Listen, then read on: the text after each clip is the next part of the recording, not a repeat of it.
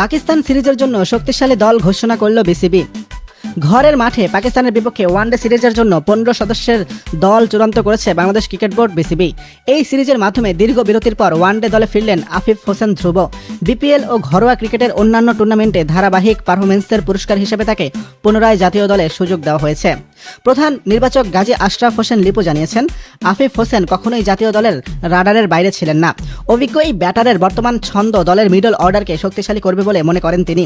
আফিফের পাশাপাশি তরুণ wicketkeeper batter Mahidul ইসলাম ভুইয়াকেও স্কোয়াডে রাখা হয়েছে।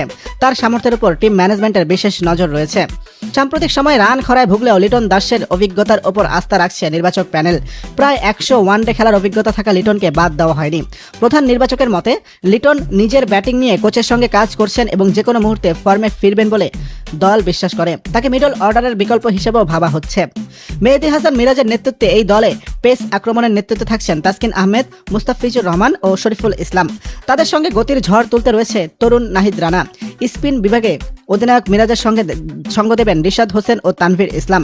পাকিস্তান সিরিজের জন্য বাংলাদেশের স্কোয়াড: মেহেদী হাসান মিরাজ অধিনায়ক, সৌম্য সরকার, সাইফ হাসান, তানজিদ হাসান তামিম, নাজমুল হোসেন শান্ত, তাওহিদ হৃদয়, লিটন কুমার দাস, আফিফ হোসেন, মাহিদুল ইসলাম ভুইয়া, রিশাদ হোসেন, তানভীর ইসলাম, মুস্তাফিজুর রহমান, তাসকিন আহমেদ, শরীফুল ইসলাম ও নাহিদ রানা।